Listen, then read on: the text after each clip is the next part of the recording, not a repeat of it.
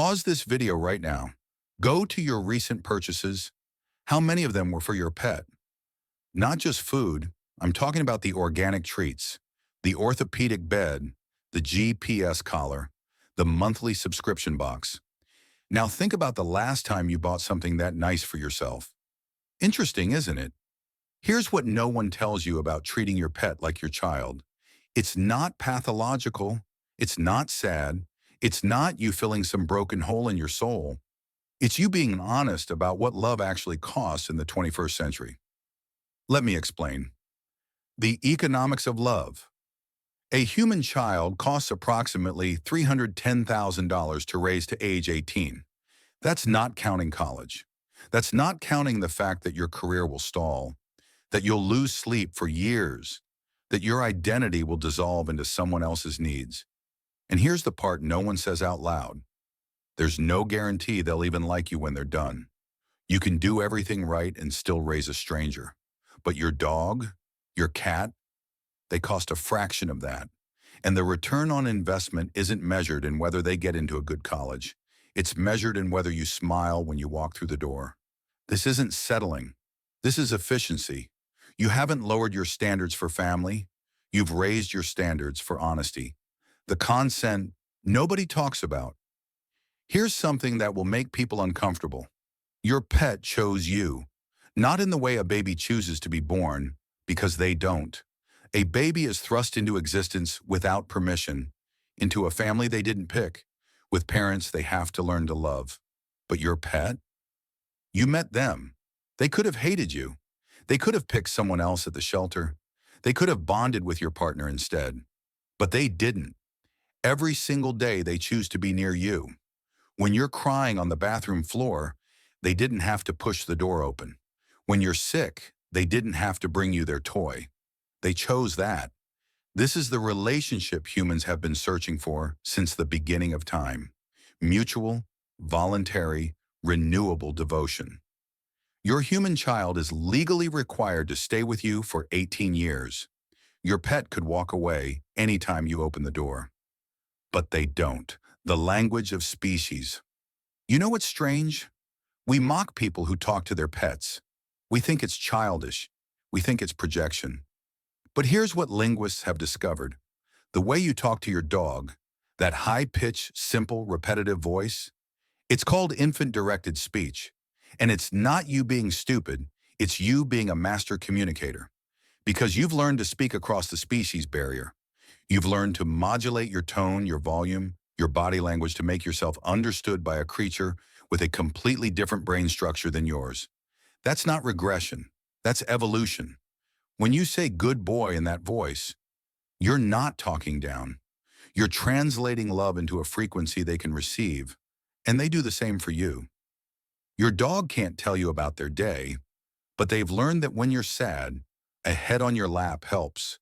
Your cat can ask how you're feeling. But they've learned that purring at 25 hertz literally heals your nervous system. You're not projecting humanity onto them. You're building a bridge. The hierarchy of needs, inverted Maslow, said humans need food, safety, belonging, esteem, and self-actualization in that order. But your pet has inverted the pyramid. They don't need self-actualization. They don't need a career that fulfills them. They don't need to find themselves or prove their worth to society. They need you. Food, safety, play, sleep, repeat.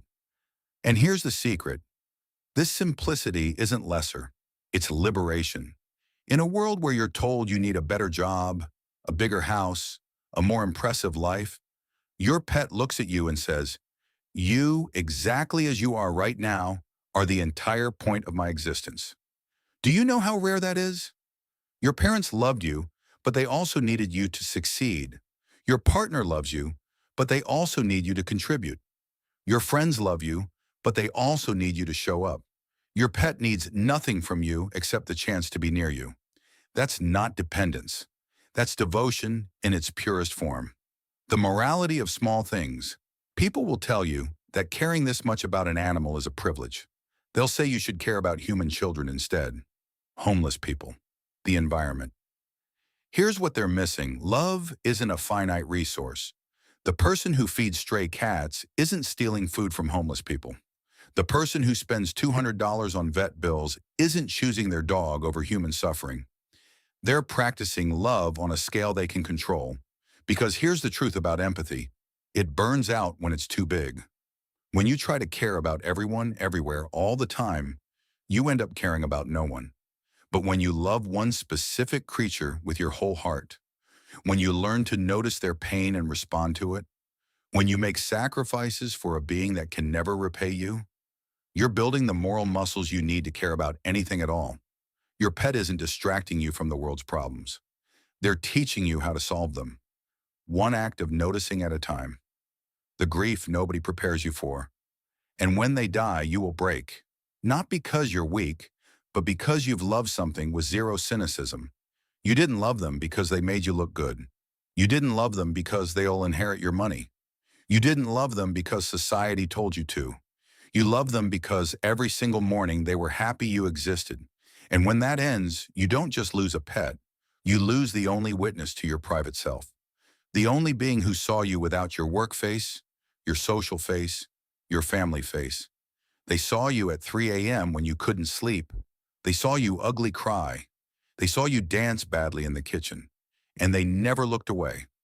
So when people tell you it was just a dog, they're not being cruel. They're being honest. Because to them, it was just a dog. But to you, it was the last thing in your life that loved you without conditions. The revolution you didn't know you started. So here's what's actually happening. You're not treating your pet like a child because you failed at having a human family. You're redefining what family means. For thousands of years, family was about survival, bloodlines, passing on your name. But you're part of the first generation in human history that gets to choose family based on love alone. Not obligation, not biology, not tradition. Just who makes you feel safe? And if the answer is a creature with 4 legs and a tail, then congratulations. You're not broken. You're free. So the next time someone laughs at your pet stroller, or rolls their eyes at your dog's birthday party, or says, you know that's not actually your child, right? You can smile because they're correct. It's not your child. It's your family. And that's a choice you made with your whole heart. If this made you feel seen, hit subscribe. Because we're going to keep talking about the truths that nobody else will say out loud. And to everyone who's watching this with their pet curled up next to them right now, they chose you too. This script maintains the psychological validation approach while offering fresh angles. Consent, language as bridge building, love as practice, and family as choice rather than obligation.